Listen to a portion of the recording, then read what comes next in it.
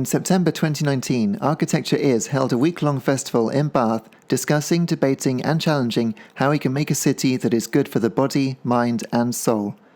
In this film, be inspired by projects that prioritise people, health and space to breathe and place them at the heart of movement in our cities.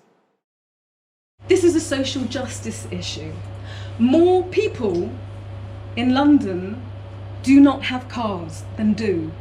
And yet they are surrounded by 1 million cars that are parked. And if you actually look at it, it was something like 6.6 Heathrows. That's how much car park spacing takes up in London. That's a huge amount of space. Why is that acceptable? That it isn't acceptable any longer. And we think about the good cities, Cork, Dublin, Barcelona. Those are cities where as I walk at 3 to 5 kilometers an hour, every 4 seconds there's something interesting for me to see. The slower, the softer the traffic, Jan Gehl would say, the more direct route they have to have. Friends join me in changing the traffic laws so that left turns have to give priority to anyone moving straight on foot or bicycles. That's going to make the biggest change to children walking to school, to elderly people walking to the shops, and to the rest of us having a happier life. The mayor of New York recognized that in Times Square, he had a space. We did a public space study for them. We recognized that 90% of Times Square, the joke of the story is there's no square in Times Square, okay? 90% of the space of Times Square was given over to roads, streets, and 10% to what you call pavements. And the people data we did showed us that 89% of the users of Times Square were pedestrians. And 11% were in vehicles. This is an interesting project. It took 7 years by Snohetta Norwegian architects to transform what was an 80% trafficked to an 80% pedestrianised space. And they've created 5 new pedestrian plazas, put all this furniture out, and apparently everybody had to be encouraged to actually sit on it initially because they were so used to having to buy a coffee or food or something to use furniture in these spaces that nobody really dared use it until they were actually told to and encouraged to, and it was pointed out that it was free for use by everybody. With Milsom Street this weekend, and I hope you were able to sort of go along and actually sort of visit Milsom Street and enjoy it. We engaged, rather than bringing in businesses and a through market approach, we engaged with the local businesses and went and spoke to every single business on Milsom Street and Green Street and in Milsom Place on what would success look like. How can we sort of make it more vibrant, more successful, increase the footfall for you to be able to bring those customers in and actually make more of it.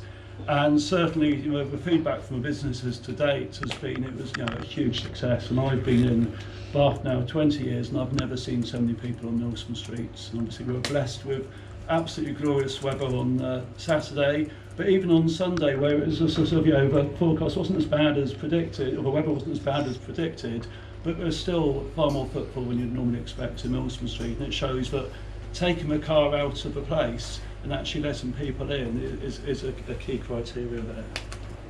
If they lay more cycle track, they get an immediate win. It takes a long time to build a metro, and it takes you 25 to 30 years to see that return on your investment. It takes a long time to build a motorway. It's very quick to lay down changes to mobility at the human scale, person scale.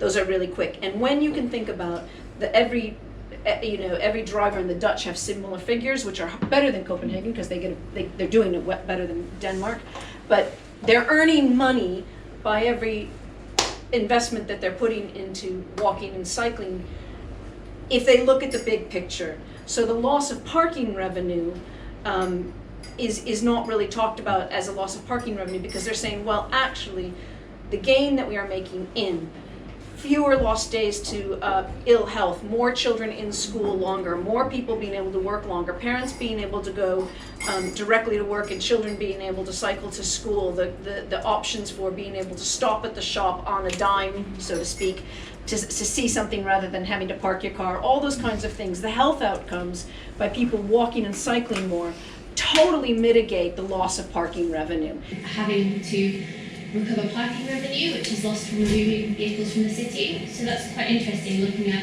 a project where we're trying to create people-friendly spaces that meet these objectives for livability and well-being, but actually the project budget is funding these kind of contradictory objectives of parking revenue and income generation. So really, if we're going to be looking at this across the city, we need to be a bit more imaginative around income generation and how we can fulfill that deficit, because of course we still need that revenue. And I guess one of the other challenges, which is definitely a lesson to learn across the city, is that it's all very well and good us sitting in this room and saying, yes, pedestrianise it. A lot of the public we spoke to today said, absolutely, pedestrianisable city. But when you start to speak to businesses, obviously there are independent businesses here who rely on deliveries throughout the day, so we really need to work with them to make sure that this works for them as well. And if we do that, get the cars out of the way, the buses out of the way, we create space to breathe.